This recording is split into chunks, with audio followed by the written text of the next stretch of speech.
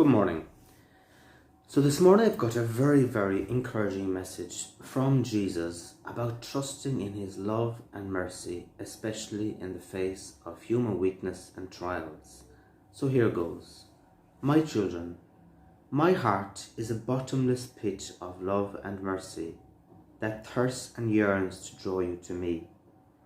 I thirst not only for your presence, but for your love and for your hearts, to be fully united with my heart.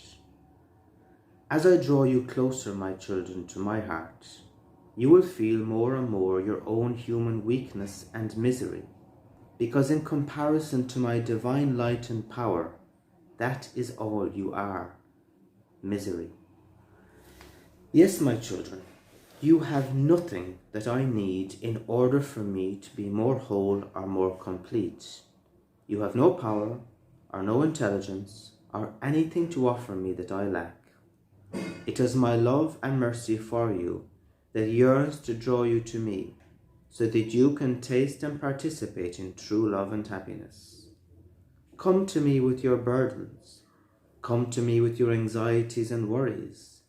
Come, my children, every day and several times a day, to me in prayer, trusting in my infinite mercy. Do not get discouraged. Do not let your weaknesses draw you away from me, but rather the opposite. Come and throw yourselves into the arms of mercy in confession. Come and feed your souls with my most precious body in communion. Come and implore the help of my mother, the angels and the saints. For the greater your wretchedness and weakness, the greater my grace and power and love will work to lift you up and work through you. Do not be afraid, my children, but rather by your example of love, trust and perseverance, draw other souls to my merciful heart. Well, I don't know about you, but I found that message extremely encouraging because it's just so real. Now, perhaps the key line in that, if I can just find it, is this. As I draw you closer, my children, to my heart, you will feel more and more your own human weakness and misery. Now, that is the key line, because I know a lot of people, they're following Jesus, they're very prayerful, but they get discouraged because rather than feeling, if you like, holier, sometimes as people get closer to Jesus, they feel unholier. Why? Because as we get closer to Jesus, we get closer to his power, to his intelligence, to his perfection. And then in comparison, we realize just how far away we are. And it's like anything else. It's like if you learn to cook, or if you start learning a foreign language or anything like that. When you talk to an expert, you can easily get discouraged because your faults become so abundantly clear. But if you just talk to someone about your own level, you might think you're pretty good. And so it's the same thing with holiness.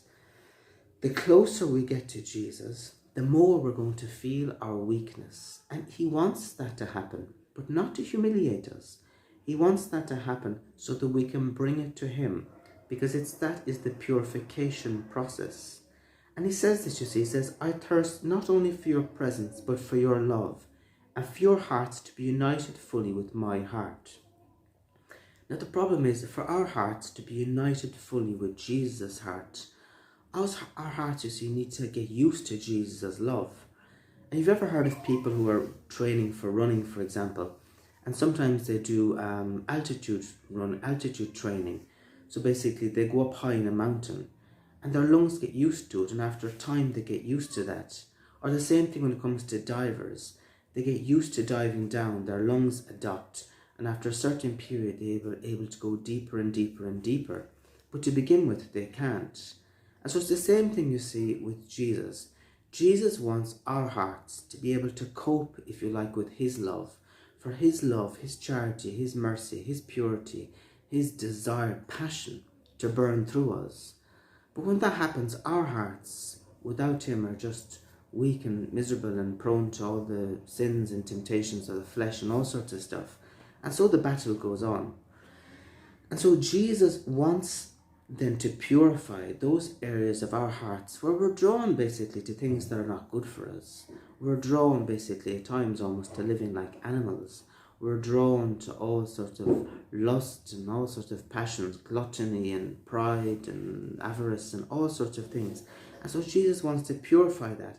But as he begins to purify it, we're going to feel the weakness. We're going to feel just how unholy, just at times how bad, if you like, we are. We're going to feel all that gunk. And so it is my love and mercy that yearns to draw me to you so that you can taste and participate in true love and happiness. So in other words, Jesus wants us to be absolutely full of his love, because it's when we're full of his love, we're actually our true selves. We're healed, we're free, we're not drawn to all sorts of sins of whatever. We're free in Jesus. That is who we're truly meant to be. And Jesus isn't trying to humiliate us, but he does say this. He says, in comparison to his divine light and power, all we have to offer him is misery. He goes on to say, you have nothing that I need in order for me to be more whole or more complete. In other words, sometimes when we have human friends, for example, we hang around a certain person because we feel that they teach us something, or around them we feel a bit better about ourselves, or the more time we spend with them, we get healed or something. For Jesus, it's the opposite. Jesus needs nothing from us. He's infinite in love, infinite in perfection, infinite in intelligence. We have nothing to offer him that he lacks. But it's because of his absolute love and goodness towards us that he wants to share his love with us, and he wants to be our friend, not because he's lonely up in heaven and he's suffering from depression or something. Yeah, right. Jesus is full of joy and he is infinite in everything.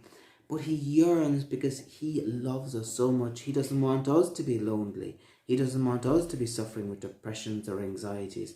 He doesn't want us to live a half-life. And out of his total and utter love and goodness for us, he wants to draw us into his life so that we can participate in this. And so he goes on to say, come to me with your burdens, with your anxieties and worries. Come, my children, every day and several times a day, trusting in my infinite mercy. And you see here behind me, we have the Divine Mercy. Of course, Jesus said to Sister Faustina, the Divine Mercy, that this image, that he wanted souls to come to this image and say, Jesus, I trust in you, and to come and to keep coming and to keep coming and to keep coming.